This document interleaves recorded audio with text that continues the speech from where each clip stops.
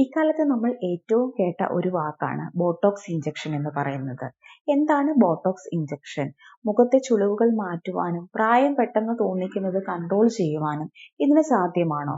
Botox injection എന്തെങ്കിലും side effect ഉണ്ടോ? ഇതിനെക്കുറിച്ചൊക്കെയാണ് ഇന്ന് ഞാൻ നിങ്ങളുടെ അടുത്ത് സംസാരിക്കുവാൻ പോകുന്നത്.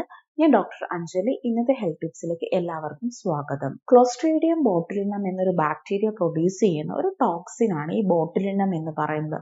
വളരെ ഡേഞ്ചറസ് ആയിട്ടുള്ള ഒരു ടോക്സിൻ ആണിത്.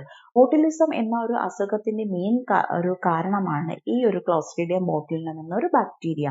സാധാരണയായി നമ്മുടെ ടിൻ ഫുഡിലൊക്കെ നമ്മൾ യൂസ് ചെയ്യുന്ന സമയത്ത് അത് പ്രോപ്പറായിട്ട് നമ്മൾ ഹൈജീനിക് ആയിട്ട് യൂസ് ചെയ്തില്ലെങ്കിൽ ഈ ബാക്ടീരിയാസ് ഒക്കെ അതിൽ വളരുവാനും ഇൻഫെക്റ്റഡ് ആയിട്ടുള്ള ഈ ഒരു ടിൻ ഫുഡ് നമ്മൾ കഴിക്കുന്നത് മൂലം ഈ ഒരു ടോക്സിൻ നമ്മുടെ ശരീരത്തിൽ എത്തുകയും ഇത് നമുക്ക് ഈ ബോട്ടുലിസം എന്നൊരു അസുഖം നമുക്ക് ഉണ്ടാക്കുവാനും ഇത് കാരണമാകുന്നുണ്ട്. ഈ ഒരു ബാക്ടീരിയ നമ്മുടെ ശരീരത്തിൽ കടക്കുമ്പോൾ ഇത് മെയിനായിട്ട് നമ്മുടെ നെർവ് എൻഡിങ്ങിനെയാണ് എഫക്ട് ചെയ്യുന്നത്. നെർവ് എൻഡിങ്ങിൽ പ്രൊഡ്യൂസ് ചെയ്യുന്ന ഒരു കെമിക്കൽ ഉണ്ട്, അസറ്റൈൽ കൊളൈൻ എന്ന് പറഞ്ഞിട്ടുള്ള ഒരു കെമിക്കൽ ഉണ്ട്.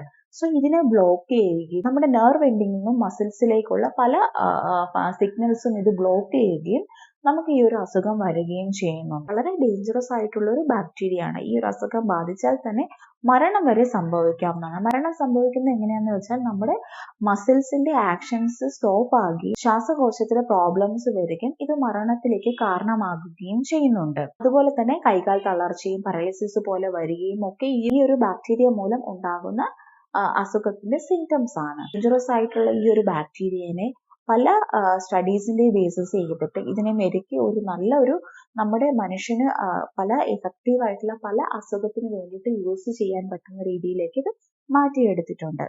പല രോഗങ്ങൾക്കും ഇത് നമ്മൾ യൂസ് ചെയ്യുന്നുണ്ട്. മെയിനായിട്ട് നമ്മുടെ സ്ട്രോക്ക് പോലെയുള്ള അസുഖത്തിനും അല്ലെ നമ്മുടെ മസിൽസിന്റെ കോച്ചിപ്പിടുത്തത്തിനും സ്പാസം ഒക്കെ ഉണ്ടാവുന്നതിനൊക്കെ നമ്മൾ ഈ ഒരു ഇഞ്ചക്ഷൻസ് യൂസ് ചെയ്യാറുണ്ട്. അതുപോലെ തന്നെ കോങ്കണ്ണിന് യൂസ് ചെയ്യാറുണ്ട്, പല മൈഗ്രെയിൻ്റെ ഇഷ്യൂസിന് യൂസ് ചെയ്യാറുണ്ട്. നെർവ് സംബന്ധമായിട്ടുള്ള പ്രോബ്ലംസും പല ട്രൈജെമിനൽ ന്യൂറാൾജിയ പോലത്തെ കണ്ടീഷൻസിനൊക്കെ നമ്മൾ ഇത് യൂസ് ചെയ്യാറുണ്ട്. അമിതമായിട്ട് കൈകളിലൊക്കെ വിയർപ്പുള്ളവർക്കും അതുപോലെ തന്നെ അമിതമായ വിയർപ്പിന്റെ പ്രോബ്ലംസ് ഉള്ളവർക്കും ഒക്കെ ഈ ഒരു ഇഞ്ചക്ഷൻസ് നമ്മൾ യൂസ് ചെയ്യാറുണ്ട്. അമിതമായിട്ട് ഉമിനീര് പ്രൊഡ്യൂസ് ചെയ്യുന്ന പ്രോബ്ലംസ് ഉള്ളവർക്കും ഈ ഒരു ഇഞ്ചക്ഷൻസ് യൂസ് ചെയ്യാറുണ്ട്. മൂത്രം അറിയാതെ പോകുന്ന കണ്ടീഷനിലും ഒക്കെ ഈ ഒരു ഇഞ്ചക്ഷൻസ് യൂസ് ചെയ്യാറുണ്ട്. പക്ഷെ നമ്മൾ കേട്ടിരിക്കുന്നത് മെയിനായിട്ട് നമ്മൾ മുഖത്തെ ചുളിവുകളും പെട്ടെന്ന് പ്രായമാകുന്നത് കൺട്രോൾ ചെയ്യുവാനും ഈ ഒരു ഇഞ്ചക്ഷൻ യൂസ് ചെയ്യുന്ന രീതിയിലാണ്.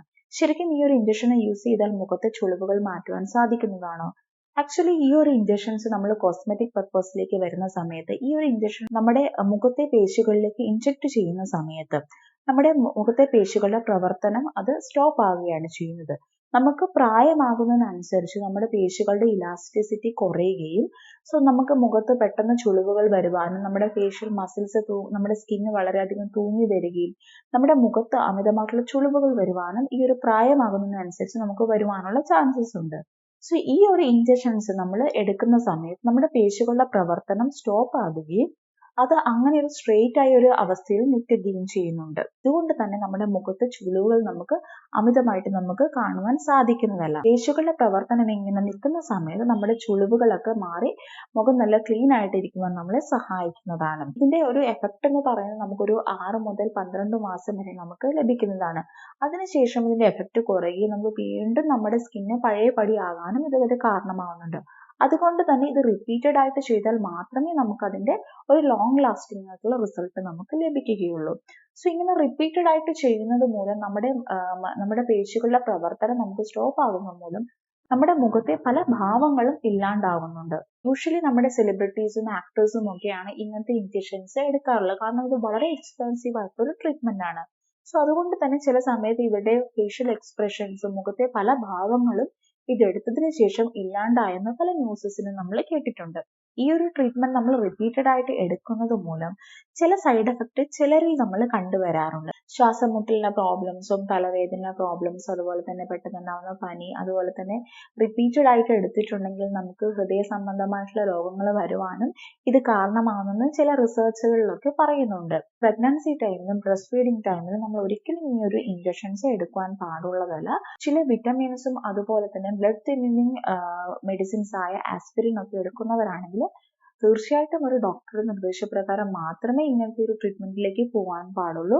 ഒരു പ്രാവശ്യം എടുത്തുകൊണ്ട് മാത്രം നമ്മുടെ മുഖത്തെ ചുളിവുകൾ പെർമനന്റ് ആയിട്ട് മാറണമെന്നില്ല. ഈ ട്രീറ്റ്മെന്റ് നമ്മൾ റെഗുലർ ആയിട്ട് ചെയ്യേണ്ട ആവശ്യകത വരുന്നതാണ്. ബൊട്ടോക്സ് ട്രീറ്റ്മെന്റിനെ കുറിച്ചുള്ള ചില സംശയങ്ങളൊക്കെ മാറിയെന്ന് വിചാരിക്കുന്നു. മറ്റൊരു ഹെൽത്ത് ടിപ്പുമായിട്ട് വീണ്ടും കാണാം.